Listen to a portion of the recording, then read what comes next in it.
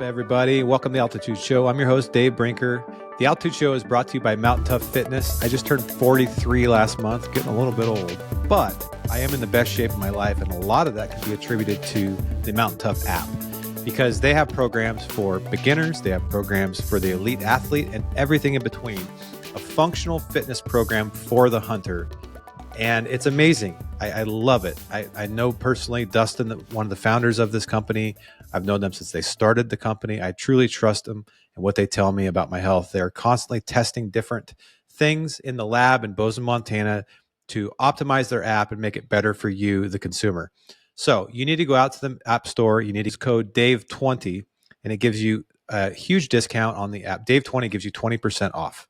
So you need to go do that, and you need to start doing this a few times a week at least.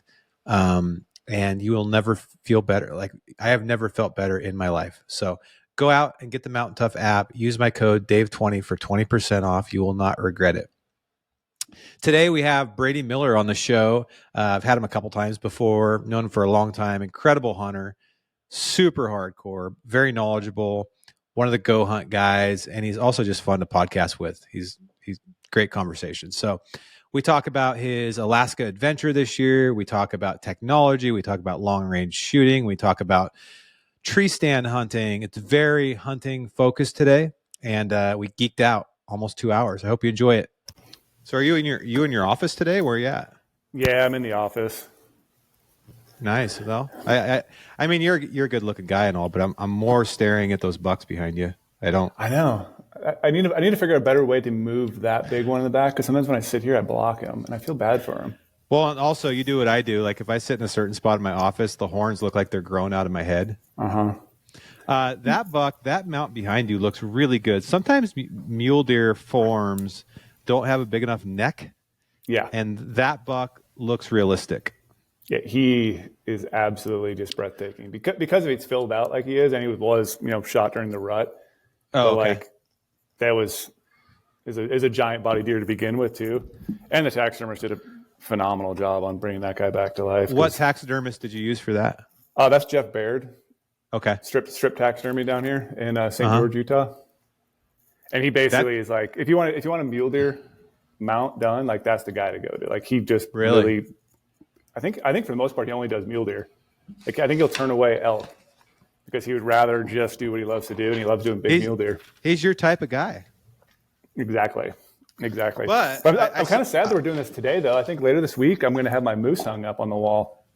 Oh, wow. Did you do a European, or what'd you do? Yeah, European mount on the moose. I think that's going to go right where the mule deer poster is behind me. I just hope it doesn't fall on me, the moose, though. So I'm trying to navigate figuring out how to put a moose on the wall with metal studs in the office. And I got this big giant like Alaska state outline cut out. And so the bracket, I think, weighs like 20 pounds and the moose weighs 70 pounds. Wow. So I'm a little nervous that it's going to actually hold on the wall. Yeah. So it's what, 90 pounds? Yeah. Ooh. Dude, Yeah. I have my elk coming, my Roosevelt from a couple years ago coming. It should be done next week. And I don't have vaulted ceilings in my house. And it's the taxidermist, I asked him for the dimensions. It's 60 inches deep, and it goes out 48 and a half inches from the wall. And I was trying to find a place in my house to put it yesterday. And I'm like, shit, I probably should have thought about this. But I think I'm going to put it here in my office, and it's going to be really cramped. Like it's basically, I'm not going to be able to go to one portion of my office, but I definitely don't want to put it like, I thought about putting it at the Peaks headquarters in Bozeman, but I don't want it that far from me. No, you got to have it with you. That's a good power move, having it so awkward in your little office right there. And anytime, people want to watch this or come into your room, like, whoa, yeah. Dude, animals everywhere. My kids' friends call my room here the room of death. So it's a good one. It's my room. I can do whatever I want. I like mounts. Yeah, that's the same thing like in my office right now, because luckily I have tall ceilings at the Go Hunt headquarters. But like Porter's like, why don't you bring a bunch of your mounts and put them out in the main office or put them in the showroom? It's like, I just want it to be so awkward when I have to have people come into my office for a meeting and sit down and they just have mounts to stare at everywhere. on the wall. Like I just want that feeling of just like I have no room on the wall anymore. I mean, it's a hunting company, right? Yeah. And I'm trying to do it. I'm trying to do it tasteful. Like I need some more prints in here. I can't just have all mounts. But I got a couch sitting over here. I got my office desk. Like I got a TV. Like I want it to be welcoming, but also say like, hey, I like to hunt. Dude, I've ordered 2 prints, or not. I don't know what you're considering a print. I'm not a big art guy, but I've ordered 2 pieces of art in the last couple months because I agree with you. Sometimes we overdo it on the taxidermy, but I want more art. As I get older, I appreciate art more. Exactly. I'm not sure what you would even call the difference between a print and a painting. I think a painting's original, and prints are copies of the painting. Yeah, I think you're right. Look at us. We're art aficionados. Yep. You think I'd know being someone who loves photography, but yeah. Really that's the other thing I've thought about doing is like printing out some of my favorite photos I've taken. And the thing about it is, though, you got to plan for it. You got to plan your room. Otherwise, most dudes' man rooms are just totally random frames on the wall. But you got to plan like the sizes and the spacing, and I'm just not that type of person, so my wife's going to have to help me. Yeah, even in my house right now, I'm like, I probably should do the same thing, hang more pictures up, but I'm like, I don't know what would look good next to another thing, and what becomes too much. Because I can easily just go overboard. I'm surprised that you're not like in Mexico or Arizona or somewhere like that right now. What's the problem? Why aren't you hunting mule deer? I'm actually heading to Mexico in 2 weeks. Oh, okay. You're going to go later. Yeah, so I'll be in Mexico, leaving like January 31st and hunting the first couple weeks down there. So actually, I'm going to take, which is really fun. So like, I haven't been to Mexico in 10 years. The last time I went was literally 2014, and I shot a giant coos deer down there with a bow. I saw that. Was that the picture you posted the other day? Yeah, that was a picture I posted the other day. Yeah, that's awesome. And so it's kind of cool because now I get to go back 10 years later, and now I'm taking hunt winners from Go Hunt. Like we had 2 guys win. One guy's from Indiana, and he's taking his brother-in-law. Mm-hmm. And so they just were, we did like a big giveaway a while ago where you shop, you get a bunch of entries, and then, if you're automatically an insider, you get some entries. And this guy from Indiana won. Mm-hmm. And so we're taking him and his brother-in-law down to Mexico, and they've hunted out west a few times, but I don't think they've ever killed anything. And so now we're going back to Mexico 10 years later. It's going to be on a different ranch, but it's kind of like hitting home to me because, that first hunt I went on, I won a photo contest, and that's why I went on that hunt. And now here I am taking people who have also won a contest in a way, a giveaway, on a hunt for their first coos deer. So it's kind of like coming full circle. What photo contest? Did you win Eastman's or something? Or? Yeah, it was like a combination with mainly with Kuyu, and then they had a bunch of advertisements back in the day where you send in a photo, they'd make an ad out of it. Then there was like my ad, my photo, my testimonial was in a bunch of hunting magazines. So I was in Eastman's, I was in like Western Hunter. And then people randomly at the end of the year voted it on those basically customer testimonials, like through like social media and Facebook. And this was before like Go Hunt even existed. Mm-hmm. And somehow I ended up winning it and went down to Mexico, hung out with Jason Hairston, and Nate Simmons was down there filming, and it was just like crazy experience. That was 10 years ago. God, I'm getting old. 10 years ago.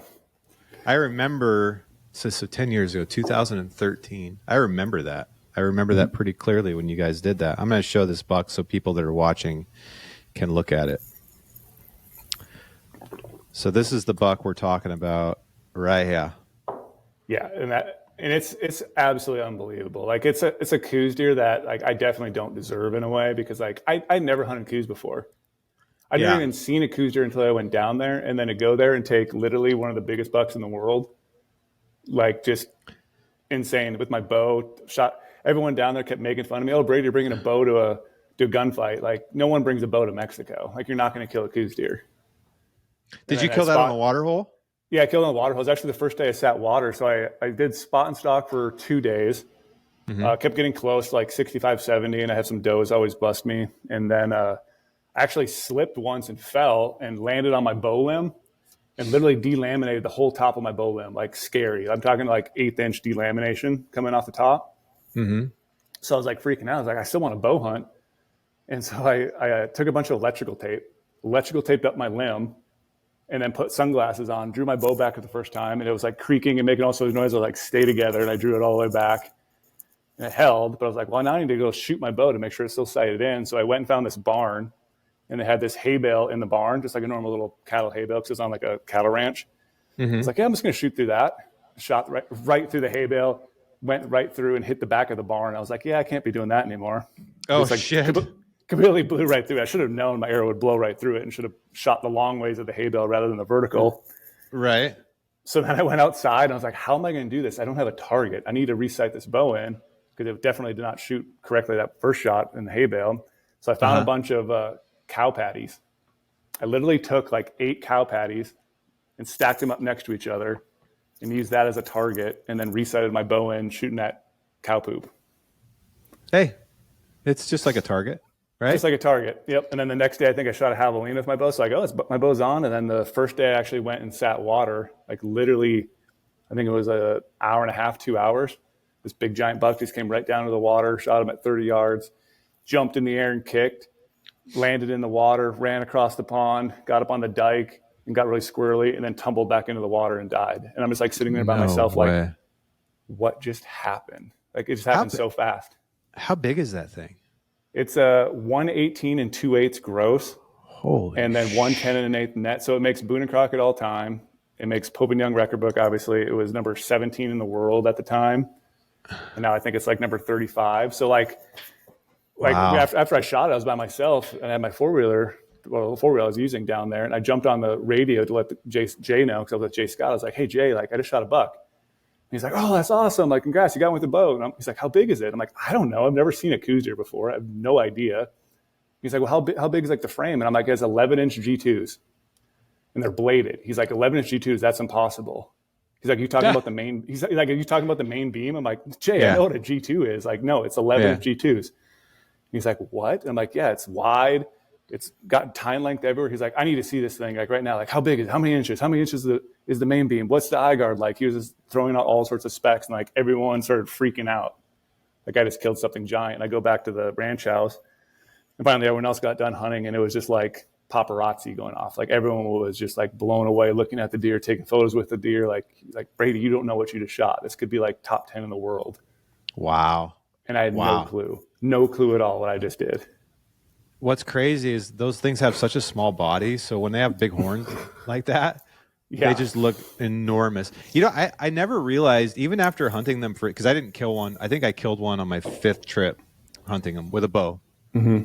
And you don't realize how small their bodies are until you walk up on one. Like they're literally the size of a dog. Yeah. After I shot it, you could literally grab its rack and pick it up, guts in, and like move it around and set it back down again. They're tiny. Yeah. They're just the small target too. God, the vitals super on those small things, target.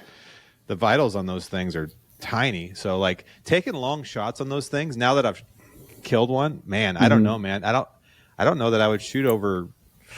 I shot mine at 35. That probably 35, 40 would be about it. I don't know. Taking a 50-yard shot on those things is probably a very good idea because you're basically shooting at a big dog. Yeah, you really are. And they jump. They're jumpy bastards. That's cool, man. I really wish we were filming it though. That was like, because they were down there filming Jason on his hunt, like Nate Simmons was. So like I was just off by myself, but like just sitting in that blind, and I visualize in my head right now the coos are jumping up in the air, landing in the pond, running across the pond. My arrow was literally stuck in the pond because it was like dreading the edge of the pond feeding, and then goes up on the dike and rolls and falls in. It's like just unbelievable how a hunt can go from like the worst of the worst, like basically delaminating my bow and have to resight it on cow patties, to shooting one of the world's biggest coos deer ever. Did they know about that buck?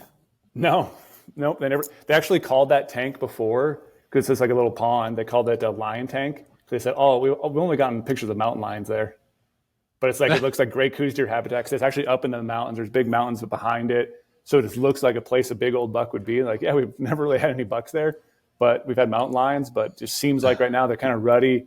You've seen some general deer in the area. Like, yeah, go sit that tank. And then now like Dar hit me up the other day, another guy with Jay Scott. He's like, yeah, we now call that Brady's tank.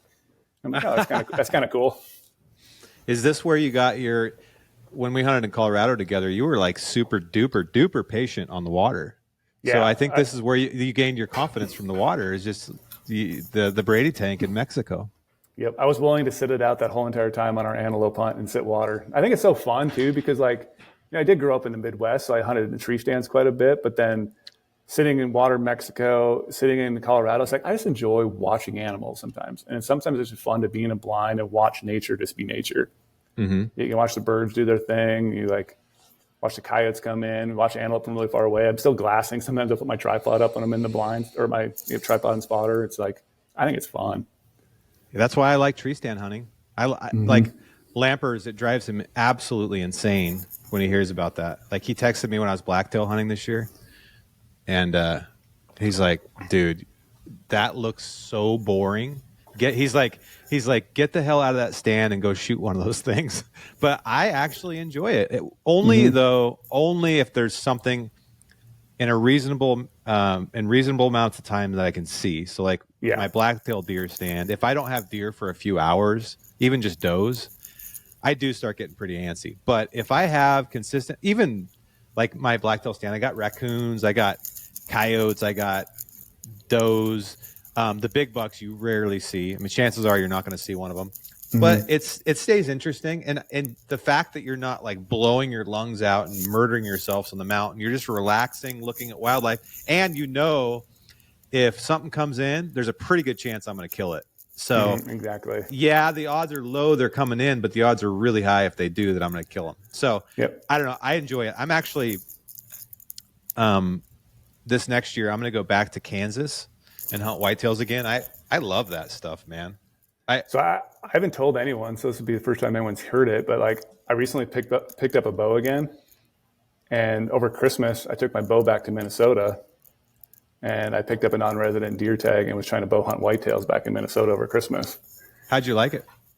I really missed it. Like, cause like I was telling my dad and my mom, cause like my parents, my dad has this little property. It's like 170 acres in like northern Minnesota. It's kind of like his little baby. My mom loves it too. They have built a little cabin on it, a little shed, and they just manage it for whitetails. And so like I've gone back in the summer before and like helped my dad manage it, plant some food plots, work on the corn, like check trail cameras and stuff. And like I do miss, like every single night we were like talking about, oh, Brady, the wind's going to do this in the morning. Which stand do you want to go in? Like, should we try to go after this buck that's been kind of hanging out over here? Do we go over there? Well, you can't go over there because of wind. If you want to do that stand, you have to hike all around the property, come all the way in. It's going to take you like, an hour to get over there. My dad's like, you have to walk super quietly. You have to take your time. You need to be in the stand like 2 hours before sun gets up. I'm like, oh gosh, like a lot of stuff going on, but like that planning and logistics and talking to him about it. And then just getting up in a stand again and like just sitting there all morning and like having squirrels. I've totally forgot about the dang squirrels all the time in the Midwest, but like all the time I hear something like rustling in the leaves. I'm like, oh, here's a buck behind me. And I get my bow ready and I look back and like, it's a squirrel. And it's like, I forgot about that sort of thing because I used to, deal with squirrels all the time in Minnesota, like constantly feeling like they were deer. And then you see a deer and I'm like, my gosh, there's a deer over there. And then one evening I had a buck at like 100 yards. There's a really good 5x5, one that they actually passed up with the rifle, but they said I could probably shoot it if it came with my bow. And he was at 100 yards away. And I'm like, and he never wanted to come any closer. And that's when I was like, gosh, I wish I could get out of my stand right now and go put a stock on this thing. Because he was just like, he's just walking around. And I was like, I feel like helpless. But it's like you said, like it could happen any second. He could come in. But it's like, I'm locked in this little stand and can't do anything. And here's this buck 100 yards away that I finally saw. Just never came in. Dude, this blacktail I was hunting, we'd seen him on trail camera in the daylight, maybe a couple times. But so your odds are like low, like I said. Like you're just there's a friend of mine, actually Brent Hahn. He owns Valkyrie Archery. He told me he's a really good blacktail hunter. He's like he spent years figuring it out, and he told me he's like, dude, the buck you want to kill is going to show up like 2 or 3 times during the daylight for a whole month. And you're not going to be able to predict. I'll give you like a date range when it's probably going to happen, but you just got to be in your stand when it happens. You can't be like, oh, he came by my camera 2 days ago, therefore I have better odds. That's not the way it works. Yeah. You gotta actually be there. Anyways, the first freaking time I sit in my stand this year, I'd been waiting. We finally got a couple daylight pictures of him. I'm like, all right, I'm going to go. I get in there at like noon. So I'm like, I got probably a few hours before anything happens. I'm going to kind of get my bearings, arrange all my things. And I'm sitting there, and I think I was looking at my phone, and I look behind me, and I see a white face coming through the ferns behind me. And I look, I'm like, oh, God, it's that buck. Already, it was at 1 o'clock. I'm like, shit. So the theory with blacktails is since they're not hunted with out of tree stands very often is that they don't look up. Everybody says they don't look up. They don't look up. That too. Not true. Not where I am at. I'm like, oh, he's not going to look up. So he was like walking towards me, and I'm like, all right, I'm just going to get an arrow on, and I'll just slowly stand up. And I did that, and it worked. He didn't look at me, so I'm like, all right. And he starts to come, but then he kind of turns, and he's going to come out at like 40 yards, which is a long shot out of a tree stand at a blacktail through holes in the brush and stuff. But I'm like, well, if he just stands there and gives me a little bit of time, I'm going to try it. And so I go to get my rangefinder. When I'm pulling my rangefinder out, it just barely tinks my safety harness. And that buck just laser beamed right into my eyeballs. And he totally knew what I was. You could just tell. He looked at me. He's like, oh, shit, that sucker. He's in that tree. And he turned and he bolted. That deer never came back by that stand when I was there. He came back by when I wasn't there. But I know for a fact, at least my theory is he probably, because you could see it from like 100 yards away, I guarantee he looked up there every time. And then I learned that the does, especially the mature does, and even some of the small bucks, they all looked up. I couldn't get away with any movement. So anybody that tells people that blacktails don't look up, at least where I hunt them, they look up. So they were all talking in the evening, and then they told each other what's going on. And then every time I would not be in the stand, all these nice bucks would come by. So I don't know. Maybe I'm just hunting a herd of deer that they hadn't hunted this farm very hard in recent years and never had a tree stands that I'm aware of. So I don't know, dude. But tree stands hunting it has its own challenges. I think people don't respect it because it doesn't have the physical challenges and maybe not some of the aspects of adventure like going to Alaska or going to the Rockies has, which I agree with that. But I will say, like, trying to kill one of those big bucks, especially if you have to figure it out yourself, you're not just flying in and jumping in a tree stand that someone else figured out. It's really hard, dude.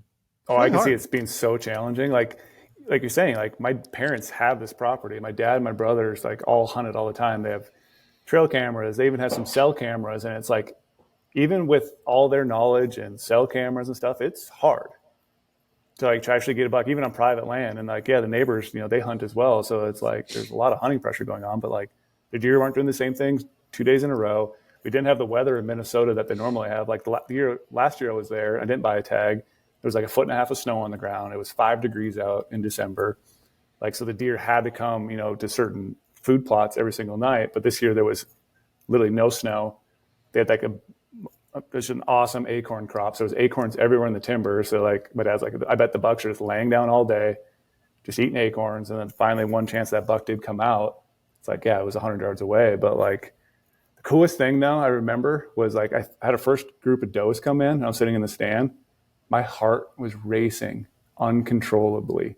Like, that's just the coolest feeling that I haven't had that feeling in quite a while because I don't bow hunt a lot anymore. But I think it was maybe because like just like throwing it back to like Minnesota days when I was very young, because I was in high school when I was bow hunting back then.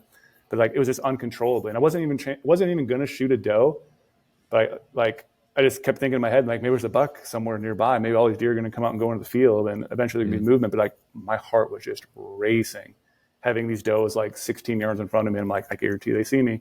If they run right now, the woods is not that big in this corner, and the buck might be bedded 200 yards away, and he's going to hear that commotion and run away. And I was just like frozen, not moving, not trying to lock eyes with these does. I could tell they're kind of looking up at me, looking down. Like, just my heart was just pounding. And it was like the coolest feeling ever. Afterwards, like, dude, this is why you hunt right here. Like, it's, even though I'm not going to shoot a doe, I'm just watching them.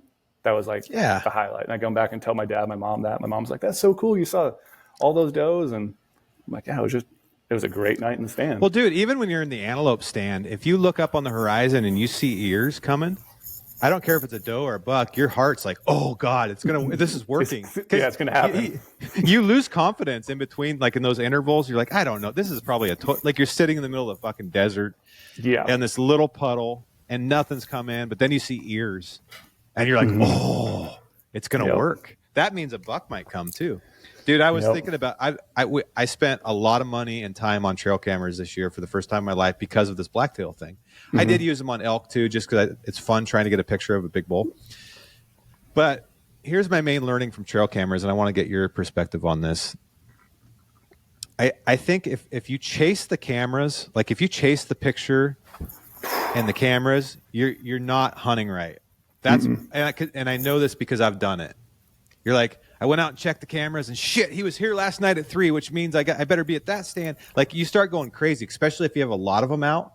Mm-hmm. But here, so I think the cameras for me, the main purpose they serve in my hunting life is they give me confidence to know that the type of animals that I want to hunt are there.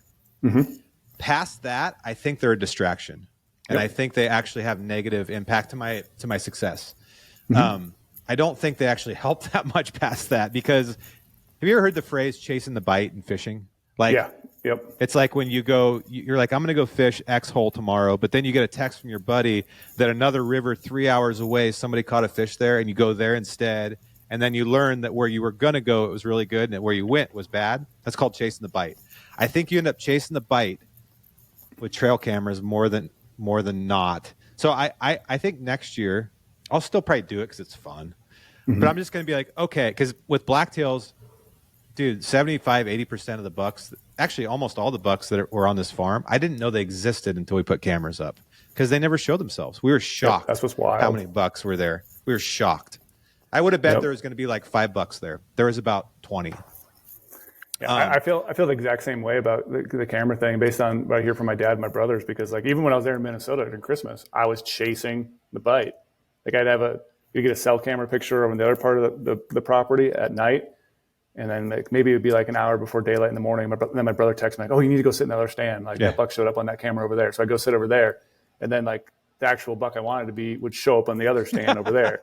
So it's like you're just moving around for no reason when you're chasing a camera. Yeah. Just stick to a strategy. And I could, with elk especially, it's no bueno, man, because elk are too.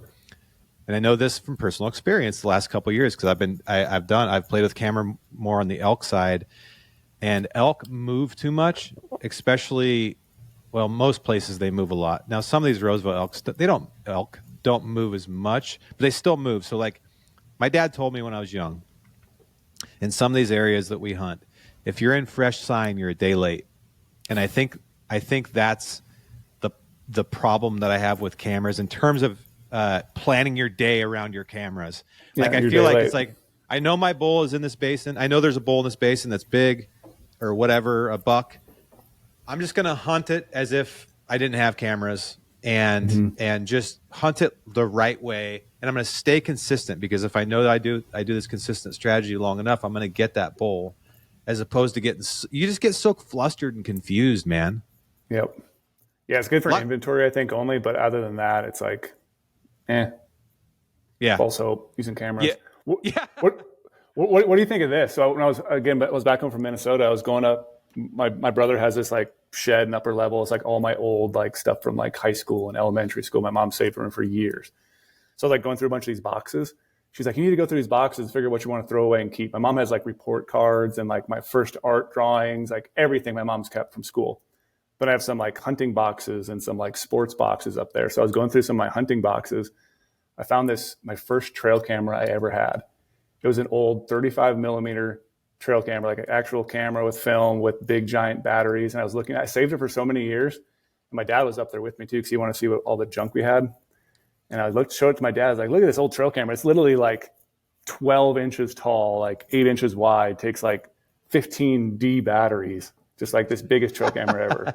So I took a couple pictures on my cell phone with it, and I was like, Dad, I'm throwing it away. And he's like, yeah, throw it away. And I get back here to go hunt. And everyone's like, what? You threw that old trail camera away? Like, it would have been so cool to hang in your house. I'm like, what am I going to do with a silly old trail camera from Minnesota hanging in my house? It doesn't look cool. It doesn't look like anything. It just looks like a box with a little eye from the camera on it. I threw it away, and everyone's like, gosh, why'd you throw that away, Brady? Like, I don't know. Do you think I should have kept it? I probably would have got rid of it. Dude, I hate... Like, I don't want to be a pack rat. Like, I have so much stuff. Dude, it's kind of cool, because I do remember, like, one of the biggest Minnesota bucks I ever killed, I got on that trail camera of that film camera back in the day. I didn't know I had a picture of him until after I killed him, because it's 35 millimeter film. You have to go develop it. I do have a picture of a buck I killed with 35 mil film camera. That's crazy, man. So that part of it's kind of cool too, but at least I still have the picture. But like, what am I going to do with a physical old trail camera? It's funny how far along with technology we've come, and all the debates that happen. And I'm part of a lot of those debates, but there's one thing that always comes back to me, which is there's nothing that replaces real skills and knowledge. Mm-hmm. Like you can have all the technology in the world, and we're talking about trail cameras right now. You could have 50 trail cameras out on a property. That doesn't necessarily make.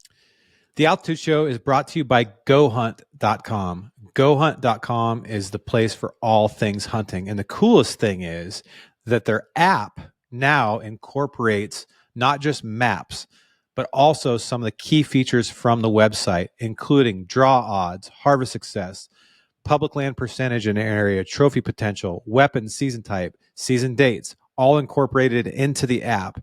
They know that most of you, like me, are using your smartphone most of the time. You're not on your desktop. So they brought all these features over into the Go Hunt app to make the experience for you as a hunter just a little bit more convenient. So go check it out. If you're not a member of Go Hunt, you should be. It's an incredible service. Go become an insider. Use my code Altitude. You will get a discount, and you will also become a better hunter. So go become a Go Hunt member, and you'll be able to use the same features that you use on their website right there on your app, and along with your maps. So use code Altitude. Helps the show make that big bull or that big buck easier to kill. It might, I guess, maybe in total make it a little bit easier because he's there. Therefore, you have confidence, and maybe but you still have to have the skill set to harvest that animal. And so, like, whether we're talking about this new sight on bows or this long range rifle or this or that or the other thing, what you'll notice is the same people are consistently taking the best animals every year, no matter what the technology does. And it's the same across. If you like, let's take that same conversation to other sports, right? Maybe let's talk about skiing. Mm-hmm. Just because you have the newest skis doesn't make you a great skier, or the best jacket or the best goggles. The best fishing rod, the best reel, the best lures, the best boat. It helps a little bit, like it solves some inconveniences and things like that. But at the end of the day, like if I want to kill this bull that I missed this year, bastard, I missed him. And I had cameras on that property for 3 months, and I never got one picture of that bull. And I went there, I hunted there on September 15th and 16th. And I was in him both those days. I missed him on the 16th. I never got another picture of him again, and I never saw him again, and I have no idea where he went. And he had 35 cows, and I don't know how I can't track a frickin' buffalo stampede through the jungle, but I didn't. I lost that bull. My point is, I didn't fail or succeed because of the technology. I failed because I missed that bull. I wouldn't have known about him. Well, I didn't know about him because of the cameras or anything. I just think I had Will Primos on yesterday, and we were talking about technology and all the debates. I do think a lot of those debates are worthy, and we should have them because that's how we create conversations for sure. That's how we create laws and policies in a democratic country and a democracy. But I do think going back to the fundamentals of just becoming a more knowledgeable, better woodsman will always outwin technology. What do you think about that? I would 100% agree. And I think technology, a lot of people use it as a crutch, or they see people being successful. It's like, oh, we only are successful, like you said, because of that. But you could give anyone a bow, like an older bow, and have the same guy go out there and shoot a big bull. Because he has all the other stuff on top of it. You can give anyone a rifle. You can have an older rangefinder, maybe even not a rangefinder, and that person will still get close enough and kill. It's I kind of think it back to the reasons maybe why I feel like I'm kind of successful is back in the day, my parents would just kick me outside. Literally would kick me outside and say, don't come home till it's dark. I would go out there. I would trap when I was 8 years old. I had a trap line. Literally had an old John boat, 12-foot John boat with a push pole. Didn't have a motor on it, just a big pole, with a little duck feet thing on the end. Push my way around the swamp and the lake trapping. So I'm learning about the woodsmanship side of it, learning animal movement. I know trapping is a little bit different because it's in the water, but just learning all these different things, and then slowly advancing into hunting every single day when I was younger, because all I wanted to do was be outside. So I do feel technology is great, and I love this technology we have right now. I love being able to shoot my rifle as far as I want during practice, and then hunting, it's going to make it a little bit easier for me to do it. But it's knowing all the other skills on top of it. That's really why I'm successful. I read a lot of books. I think books are one of the biggest things ever. Books have been around for the longest time. Science, everything is rooted in science. So you start learning about animal behavior, you start getting that woodsmanship skills. Boom, Now you have two big tools in the kill box that's going to help you literally kill more animals. Not the technology. It's you putting in the time, you working on your mental game all the time, being in the gym, being stronger mentally and physically. Like, it's just really hard work. That's like the people who are successful all the time are the ones that just literally put in the work. They'll put in more work than you. It's not really a competition thing in a sense, but it's like they're grinding every single day to be better at what they're doing, just like sports people are. People are best at the sports game. They're just practicing more. Like you're saying, the ski analogy, they're just more working on their techniques. Doing it longer and doing it longer, and they're just better at it. Dude, I think prime example in my own life was this year in Montana. I had a rifle tag. Long story short, I've never done any long range training.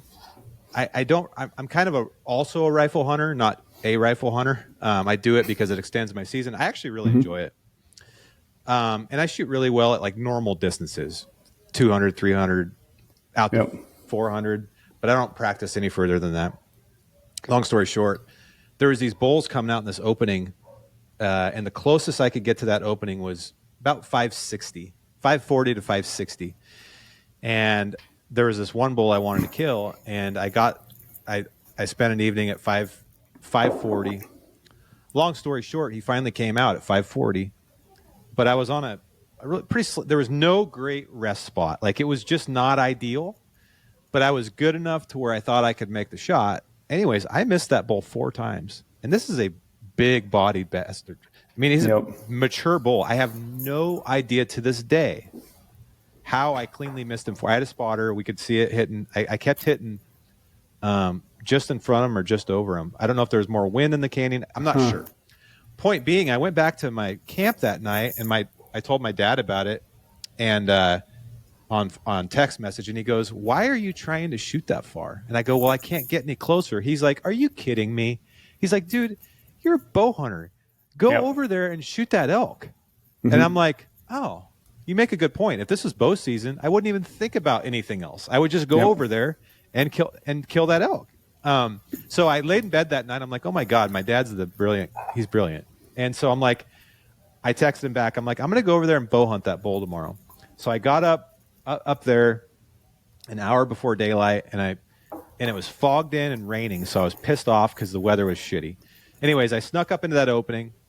Long story short, I still hunted all morning, and I came up on that bull in his bed at 40 yards looking the other way, and I shot him at 40 yards bedded with a 300 Weatherby mag offhand. See, that's awesome. And I was laying over that bull going, why didn't I just do that in the first place? When I spotted him over there the first time, I could have, that evening when I missed him at 540, all I would have had to do is go get the wind right and sit in that opening with a 100-yard shot. Like, it wouldn't even have been that hard. But it didn't even cross my mind. And the reason it didn't cross my mind is because this is another reason I think technology hinders people sometimes. I thought, well, my gun's got a dial on it, and I know it shoots good out, at that range. I'm just going to stop as soon as I'm anywhere within rifle range. Yeah. And that's just kind of really a shitty way to think about it. It's 100% a bad way to look at it. It was a huge learning for me, even though I've been hunting for 37 years. Still learning these big ass-kicking lessons. It's like, dude, you idiot, just go over there and shoot that bull under 100 yards. It's not rocket science. They were out there every evening. That's something that I think is very beneficial. And I've told a few people this before. It's like you're saying, being a bow hunter first, I think is so beneficial for your long-term hunting success. Yes. You learn all those failures when you're at the first time you're out hunting. You learn how to stalk an animal, you learn how to use the wind, you learn all the behavior in an animal with the bow, and then you pick up a rifle, something that you can extend your range, but you keep doing what you just said. You keep using those bow hunting techniques, but now you have a weapon in your hand that's a little more precise. So it just makes that transition a lot easier. Like, every time I go out hunting right now, I'm like, I could probably shoot from right here, but I know how to stalk around the mountain. I know how to work the ridge line to get out to the area where I can shoot, because I've had to do it bow hunting before, thinking about like, if I get to this ridge, there's a cliff, buck's bed on the other side. Where does that cliff potentially look like? Well, there's a bunch of trees on it. So for me, it's like, and there's a brush in front of it. So probably I can't actually take a shot from right there, because I realized if I was a bow hunter, I wouldn't be able to do that. So just thinking like how the lay of the land works, even when I'm trying to set up for a rifle shot, like being a bow hunter first has helped me immensely at being a proficient rifle hunter. Are you always trying to get as close as you can with your rifle? Most of the time, I would say yes, 100%. But I do the thing too, where I'm like, I'm sitting right here. I know I can just get right there and I can take the shot. Yeah. Like if it's 700 yards, maybe 800 yards, I know if I get there, I can shoot. Yeah. And sometimes I'm like, well, yeah, like you said, I might not actually be able to get closer. So, I shoot a lot. And so I feel like I'm very confident of just going right there and taking the shot on it. But like, I still always want to get closer. Like, like even this year when I took my brothers out, we were hunting, mule deer together as a family. And I shot my buck when I shoot my buck at 350 yards, which is very, very close for me. My brother shot his at 200 yards. And both those bucks, we could have, my buck especially, we could have shot a lot further distance. It's like, let's just sneak in. Like, I know what the topography is like. I know where he's at right now. He can't slip away from us. So we have all the time in the world. We can just get right to this little ridge, look down, and boom, we ended up coming up right the hill and shot him at what I consider a very close distance. But it's fun. Like that point of it, I love. Like I said, when the does came in, your heart starts racing. Like the stalk is so fun to me. Like I always want to go on a stalk. I don't want to be like, oh yeah, I'm a rifle hunter. I'm proficient. I can shoot it at 1,000 yards on the range. I'm just going to lay down at 800 yards and take a shot. Like, yeah, sometimes that's fun, but it's like, I love a stalk. I love a stalk. Yeah. I love things kind of weird. I love when you go and do a stalk and you bump a doe and you're like, oh crap. Like I just bumped that doe. Now that doe's alert. It's not from the doe group with my mule deer, but let's bump that doe this way. Let's try to make that doe run the other way. So now you're running down the cane and try to spook it a different way. And like, okay, that worked out. Now you go to the next little ridge and try to do the same thing. Like getting close with the rifle is still very, very doable. It's actually really fun too. Like when I came around that tree and I saw his eye guards laying there and he had no clue I was there, I'm like, oh, this is very high odds here. You know what I mean? If I could screw this up still, but it feels good. I think it's funny too. Like you switched, like let's just say I had a bow in my hands and I spotted that bull. At first I spotted him at like 1,200 yards. I wouldn't even have, like I could almost have, well, I know I could. I could have ran as fast as I could to 150 yards without spooking that bull. Yeah. But it didn't even cross my mind. I'm like, I ranged the bull and then I ranged that one opening across from him. I'm like, oh, I can just shoot him from 500 yards. But I'm like, that's just a stupid way to think. It is a really dumb way to think. And I think that's the hard part too nowadays though. It's like you have these weapons or whatever that can shoot really far. And I think that's where technology is kind of scary and bad because people have these high expectations like, oh yeah, I can just pick up this gun and it'll shoot. And I have this rangefinder that can range as far as it needs to go. Angle compensation does all the dope for me. Everything's dialed, takes all the atmospheric conditions, but they don't ever practice with it or they assume that it's just you lay down, press the trigger and it's a done deal where it's like, it's a lot more complicated than that. Oh, even a bow nowadays too. You like adjustable sights, dial. I can dial it at 90 yards. It's like, there's a lot more when that arrow's in flight to think about. A lot more when that bullet's in flight. And once a bullet is in the air, you can't get that back. Like if you hit an animal bad, it's like that's the worst feeling in the world. Like that bullet's in the air. And it's very difficult to get. Like let's just say you shoot 1,000 yards or 700 yards. Like luckily that night I missed that bull 4 times. I had a spotter and a spotting scope. Like if he wouldn't have been with me that night, I wouldn't have known if I'd hit that bull or not. Yeah. I mean, because I'm shooting a big gun. I'm not like the scope's not staying on the bull. When I know people love to pretend that they can watch the bullet hit through the scope with a 300 Magnum. My hat's off to you. I can't. So when that bull walked into the timber, I could tell he wasn't hit and I could hear it. And I'm experienced enough to know he wasn't hit. But I think there's a lot of people that hit animals shooting that far that never go look for them because they don't fall over. And no one ever talks about that, but I think that's just the truth. Yeah. It's like if people take shots way out of their comfort zone, they do everything bad. Like, I don't know. It's like if you have any sort of weapon, I think rifle hunters are kind of the worst because I hear a lot of people do it. And I'm not just blanket statement here, but it's like, they're like, oh yeah, my rifle is sighted in from last year. I'm good. They shoot like a week before they go on the rifle hunt and that's it. They don't want to waste practice. Ammo. Yeah, don't waste ammo. I love that. I love that one. I'm like, dude. Yeah. It's the cheapest investment you can ever make in your hunting skills. Like if you're actually going to go on even a whitetail hunt, but if you're going to go on a mountain hunt out west and you haven't practiced with your rifle and you just think, oh, it was dialed in from last year. I'm going to shoot a week before the season. I want to hit a pie plate at 100 yards. Like, do you realize how big a pie plate at 100 yards is? Like that's giant. And you stretch it out to 300 yards. Where's your group's going to be at then? They're going to start spraying and opening up and like doing all sorts of crazy stuff. And you don't know how to control your breathing. you've never ran up a mountain and laid down and tried to practice that situation, you don't know how to set up on a bipod, like you're going to miss then. And those are the people like, oh yeah, I bought a custom rifle and it can shoot groups out to 1,000, but you've never actually practiced it and you never actually shot it 300, 400, 200. Right. But the same thing you said too, though, like you're saying, like sometimes when I try to get closer, well, sometimes I feel like the animals kind of know you're there. And if I do get closer, that could be a scary, risky situation too. Like someone could easily miss a shot at 200 yards, or if I just lay down at 5 and I have all the time in the world, I can grab the wind, I can do whatever, I can watch the animal be an animal. I feel like sometimes I'm more lethal at 5 than I could be at 2 because I'm so close. Animal gets up and runs. Well, what's the first natural instinct of anyone? To probably try to take a shot, even though you know you shouldn't.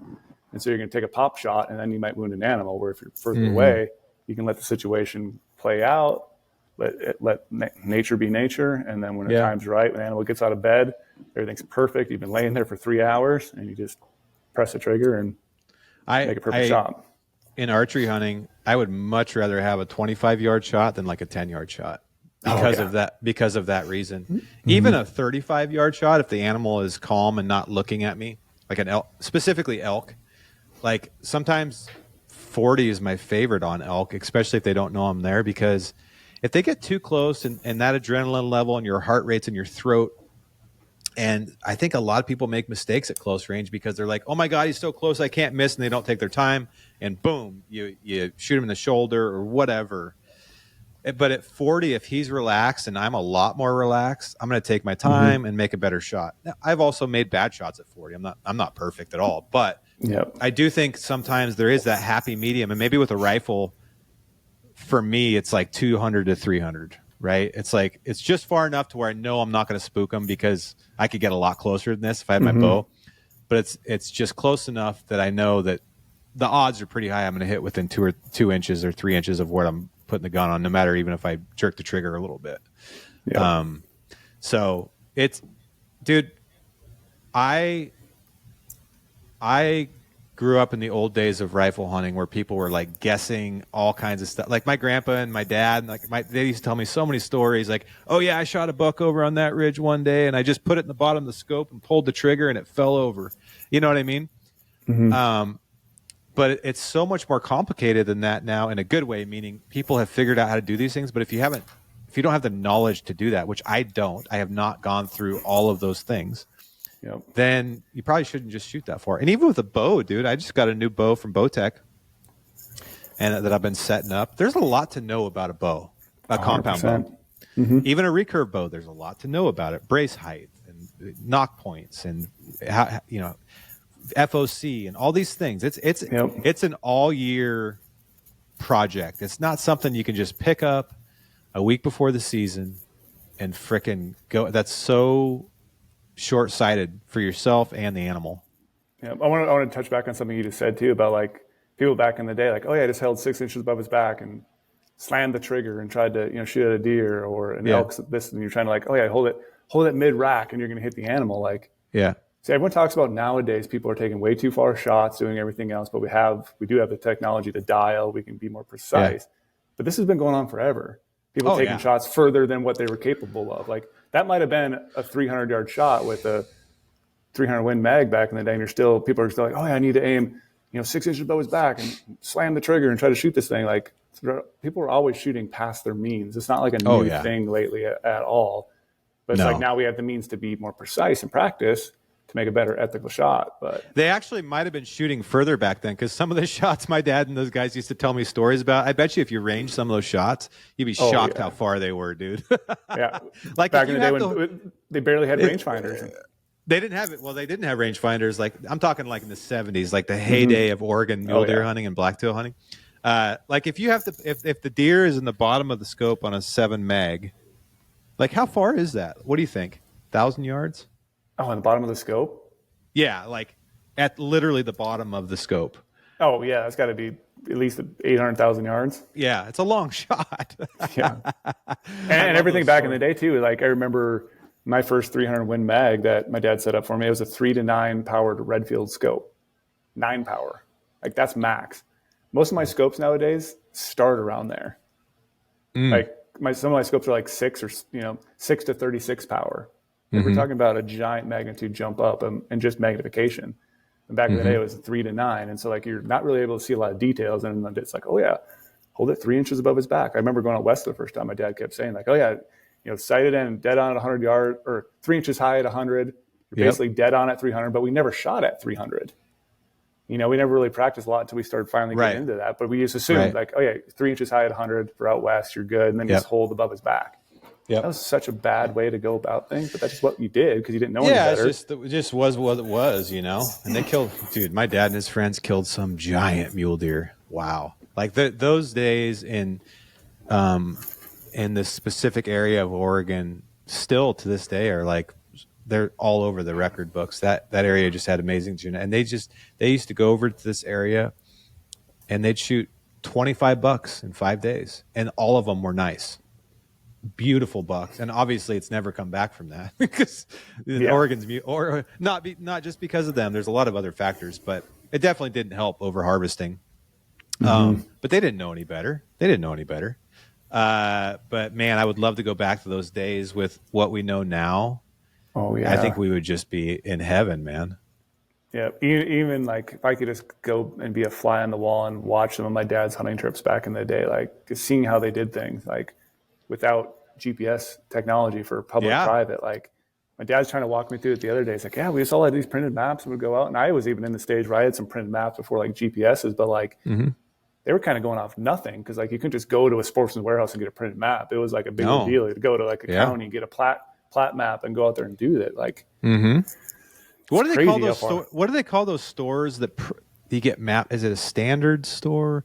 There's some type of store where you can go get a printed map. It's not even the county. It's some store. We have one in Salem, Oregon, where my dad's like, yeah, you just got to go down to the thing and get this. I'm like, dude, I've never heard of anything like that. But yeah, man, it's changed a lot. But I do think that we're living in a. They would love to see. My grandpa would probably love all the toys and knickknacks we have now. Like I remember following my dad and grandpa, back in the day, and like their red plaid. Wool flannel jackets, wool pants, cork boots, like those flappy hats, the wooden stock Remingtons 700s, and they killed a lot of shit back in the day with that. I mean, it's the same old story, but we are where we are. They didn't just kill with technology back then. They killed because of other skills that they had, and they had technology that 30 years prior that those other people didn't have. So they probably thought they were like, wow, we have way too much technology right now. And the scope. I mean, the rifle scope, right? Like they probably, those nice, my dad still has, in fact, I might have one here at my house, but my dad still loves his old, what was it called? Oh, Redfield scope that he has on his 7 mag. And he said he hasn't had to sight it in since the 70s and it still shoots dead on, Yeah. He loves that. Yeah. But I remember scopes weren't round. They were like oblong shape, like oval kind of like. Oh yeah. Like I bought a bunch of scopes like that back in the day. Really? That just weren't round. It's like a weird horizontal view on them. What's your favorite rifle for mule deer? Same question for elk. Not brand necessarily, but cartridge? Like caliber, cartridge. Yeah. So this is going to go against traditional wisdom by far, but like my dad was always growing up, my dad was in like, race cars and big motors and just building the biggest and baddest thing. And so like, even when we were in Minnesota, we would literally whitetail hunt with a 300 Win Mag. Wow. In tree stands. My dad was like, there's no replacement for displacement. Like you can't kill a deer, more dead than dead. So it's like a 300 Win Mag is going to literally, you make a perfect shot, it's going to kill it. But in hunting, things just aren't sunshine and roses. Like you eventually might make a bad shot or do something weird and like, you got to do the buck steps, and even though it was perfect, it wasn't a far shot, but like something weird's going to happen.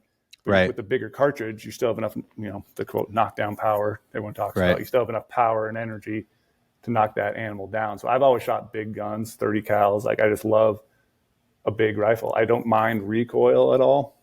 And I feel like to me, it's like, I owe it to the animal to kill it as best I can, as quick as I can. Sure, I could kill I could probably go out and kill an elk with, a 22 or 223, whatever, the minimum thing that's legal, but it's like, is that right? Is that right? Or if I just use a big rifle that I'm confident where if I have to take a shot, I hit that animal, let's say I'm shooting at an elk and I need to take a backup shot. Well, what if I hit that elk And it goes into the timber and I can't take a backup shot, but I was using a lesser cartridge. Right. Well, that animal run now really far and I might not be able to find it till that meat spoils. Where if I shot a 300 Win mag or something bigger, that animal's going to be sick. It's going to be, really hurt, might break a bunch of bones on the exit, and that animal might not only go 50 yards and bed down and then slowly die right there, and I'll be able to recover the meat. So I shoot in big guns. So I'm a 300 Win mag, like I said, but my all-time favorite cartridge now is definitely a 300 Remington Ultra Mag. Okay. And I'm the type of person too that I don't like having multiple cartridges of guns because I reload everything. So it's like more money I have to spend in reloading dies, reloading components. So like when I drew a Nevada antelope tag a couple years ago, I shot the antelope with a 300 Win mag because it's like what I'm used to. So it's like I'll just use one cartridge for everything. So that's a really good way to look at it. Yeah, that's a really good way to look at it. I get so used to shooting the same cartridge constantly. I know what it does in the wind. I know how it reacts to, a little bit more shoulder pressure. I know when I'm sitting behind it, if I'm sitting uncomfortably, I know how to make it do what it needs to do because I've shot it so much. I've shot it so much in hunting. I've shot so much at the range. I know exactly what that bullet is. I know if it's me, if it's a gun, if I knock something off, I know how to work on it to, make it shoot what it needs to do. And I just trust that. Like, yeah, sure, it's fun. My dad keeps saying, like, oh, you need to get some more cartridges. You need to try one of these 7 PRCs, these trendy things, a 6.5 PRC, just try them out. And I'm like, why? Like, my gun shoots great. And yeah, I do understand, like, meat waste can be a thing. Like, if I just take my 300 rum and go shoot a mule deer and I aim it right at the shoulder at 100 yards, yeah, I'm going to lose a metric ton of meat and I don't want that. So I just understand based on distance where I'm going to, aim at that animal to not waste a bunch of meat. So like that should definitely be a consideration people do. And like if I shoot something bigger, you're going to lose more meat if you hit them in certain places. Yeah. But like I said, that upside is hunting's not sunshine and roses, and things could happen. Yeah, I shot my rifle blacktail this year with my 300 Weatherby, and luckily I hit it right behind the shoulder and it came out in front of the rear quarter. So like, but the hole is massive. There's no way. I got really lucky. I did not lose any meat on that buck. But I could totally see the argument for shooting smaller deer with smaller calibers for sure. But I'm not a gun guy. I'm kind of like you in the sense, except for you are a gun guy. You know everything about it. I know just enough to be proficient and be an ethical hunter, and that's about it. I need, one of my goals this year is to do a long range school. I really want to do one. I want to learn more about that. Not because I want to shoot long range, but because I think it'd be fun on targets, but I want to learn my weapon more. I want to know what its capabilities are. Regardless, I think that the idea for me, I do the same thing with my bow. Once I find a bow setup that works, I'm not using a different bow for different species. I use the same bow at least 2 years, maybe 3. Same arrow, same broadhead, because I want to know my weapon inside and out, and I don't want the stress of constantly switching. I think a lot of people do that because they enjoy it. They enjoy tinkering, and that's totally fine. I don't. I like once something's set up, I want to learn it intimately, and I know when I pull it out of the case that I can kill shit with it. That's what I want. 100%. Like even when I was shooting, when I was a diehard bow hunter back in the day, I built one arrow weight. It was 440.1. I still remember that exactly. 440.1 grains, 100 grain broadhead. I had a 32 grain outsert, 4 fletch. Hunted that with elk, hunted it with mule deer, shot antelope with it, killed everything because I just knew how it worked. And it's like, nowadays, like, why don't you build a really heavy arrow for elk, and you should have a very lighter, faster flying arrow for antelope. It's like, well, they're all going to kill if I know how they work. And if I shoot them proficient enough, do I know how the arrow drop is if I can't dial my sight? Like, I would rather just learn a weapon through and through and use one setup. That's a smart. Dude, I got to hear about this Alaska trip that you did this year, this moose hunt, because moose is a dream of mine that I haven't lived yet. I will probably in 25. Yeah. But I saw some tidbits of it on Instagram. Yeah. But I want you to tell, I want to hear the story. I want to hear the story about your 2023 moose. And it's such a phenomenal story. It's like, it makes me just, I don't know, get butterflies just even thinking about it. Because like moose are an amazing animal. Like I feel very fortunate. Like I guess I killed one 10 years ago with my bow in Canada. I killed a Canadian bull. And so it's like this weird 10-year thing. Like I'm going to another 10-year reunion of a Cougar this year. It's kind of cool in that sense. But like, Yeah. So like we just, Lampers, Brian Call and I just, had this wild hair to, go do a crazy moose adventure together. And it was kind of like a last minute planning thing, but Ryan's been kind of planning this for a while. And I'm trying to figure out logistics and sending me some areas like, what do you think about this spot? We're trying to like narrow it down. And finally we get to the point where we're going to go to Alaska. And I'm just like, I'm going to Alaska. Like, this is a dream of mine. Like I've been to some crazy places hunting, but like I've never hunted Alaska before. Really? And never have. No. Mm-mm. Wow. So I was like, that was intriguing to me just to finally like be like, all right, here we are. We're going to fly up to Alaska, hang out. Like I did do a little halibut fishing back in the day with my dad and my brothers, but like I've never actually hunted it before. And growing up, having stories from my dad, like my dad's been in Alaska multiple times. He's shot a lot of caribou up there. My dad's also shot a moose. And just like the adventure of just being dropped off in the middle of nowhere and realizing like, hey, you're just out here in the coolest place in the world. Like I think Alaska is so amazing. Like picking up old Outdoor Life, Field and Stream magazines back in the day, literally reading about Alaska. I have so many books at my house about like how to hunt Alaska, how to hunt Alaska caribou, old like Jack O'Connor books about, sheep hunting and all this stuff. And it's like, Alaska's always intrigued me. So like getting to go up there and then do that. And then, logistically figuring out where we're going to go, finally get up there. And of course we're up there the whole time. Like we got there super early. We got there like, I want to say I flew to Alaska like 6 days before the season opened. And of course it's raining. Oh, wow. Like, of course. Yeah. We landed in a super small town, and what's really cool about like, I just love small towns everywhere. Cause I grew up in a small town, but obviously this Alaska town's a lot smaller. It's like there was no cell phone service in this town. You get off the airplane and literally no cell phone service. I'm like, this is my kind of place. This is my kind of place. And people are like, oh, well, Brady, you're always active on social and, you work at Go Hunt. They're an online company. But it's like, if I could do it and not be on social, it would be so great. I could shut my phone off. I hate, talking on the phone. Like I'm a person who just loves being by myself. So this Alaska trip, which is perfect. I think it meshes well too with Lampers and myself. And even like Brian called it agree. Like we just like being out in the mountain by ourselves. Mm-hmm. So like landing there, we ended up flying in. We flew in like 5 days early. So we're out there for 5 days before the season starts. Mm-hmm. Once we get dropped off, and I'm just like, you just realize like, hey, we're out here now. Like we're all on our own. Again, it's downpouring rain, just downpouring, complete downpour. And did you guys land? You guys take a Super Cub or a float plane or? Yeah, a little float plane. Yep. Nice.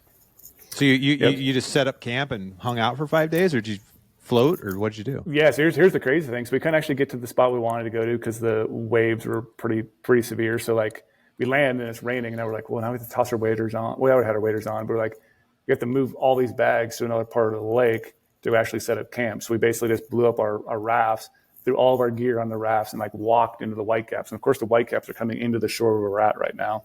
Mm-hmm. So we really had to maneuver around to find a little cove to set up camp, get over there, set up camp, set up wall tent. And they're like, well, now we need wood. There ain't any wood around here, like none in the wall tent. So we had to like climb up the mountain to go try to find some dry or some reasonably dry wood. Mm-hmm. And then we just try to, crank the wall tent up, get everything kind of heated and going. And then for the next 5 days after we set up there, we did a lot of fishing. We caught a lot of fish, ate a lot of good stuff, but like we wanted to use those 5 days to like scout. Mm-hmm. So basically, we just kept hiking every single drainage. Like, let's just go up that drainage today. Let's go up this other one the next day. Let's go take the rafts and go, on the water and go across the lake and go check out some other areas. We just kept scouting bulls and try to figure out exactly what the lay of the land looked like, where these bulls were at. And the problem was, we found a lot of big bulls. It's a good thing and a bad thing, which we'll get to in a little bit. So we found a lot of big bulls, and every day we see these same big bulls. And some of these bulls were like not too far from camp, like maybe a mile and a half from camp. Mm-hmm. And they had velvet on still. Oh, wow. And so like early September, they still had velvet. That's why we wanted to kind of hunt really early when the season opens. Like we want to try to chase these bulls around the mountains. And so we're like, man, we have these bulls spotted. Like, let's just, potentially we wanted to keep watching these bulls. We knew every day where they're at. We kept checking out new areas, kept trying to cross some other things off. All of a sudden we saw some more big bulls. So we're finding, like I said, multiple big bulls. And we wanted to play it like whoever spots a moose first, that's their moose. That's how we normally do things when I'm out hunting, because that way everyone in the group is like actively glassing, actively trying to find something. Just turns out always, I don't know how it is, but like Ryan spotted all the bulls, the big bulls first. Like Brian and I were somehow spotting these smaller bulls first, but like Ryan had first dibs on all the big bulls. Yeah. So 5 days go by of us just watching these bulls and checking out new areas. And like the big bull that he wanted to go after a couple of days beforehand started to slightly move away for some weird reason. Like we never bumped him. We never even got close to him. We were watching from a long distance away. And even one day I was like literally glassing in the lake, looking at bulls. Like I had the tripod sitting in the lake while glassing. I thought that was super cool. I'm like standing in my waders, standing on the lake shore, glassing bulls from the water. And I was like, never done that before. And then, so opening day finally comes. We're like, let's go after this big bull, this big giant bull. He has like big swooping brows in the front, like gorgeous bull. Get in the rafts, go across this lake, climb up on this big glassing mountain that we had, looked all the way across in the morning, and it ended up being like foggy and raining. And that bull was nowhere. He was gone, completely gone. He's been there for 5 days, this bull and 2 smaller bulls. But the night before, we actually had a pack of wolves howling, like right behind camp. So I can't blame it on the wolves. Like everyone's like, oh yeah, blame it on the wolves. But like we did have some wolves howling.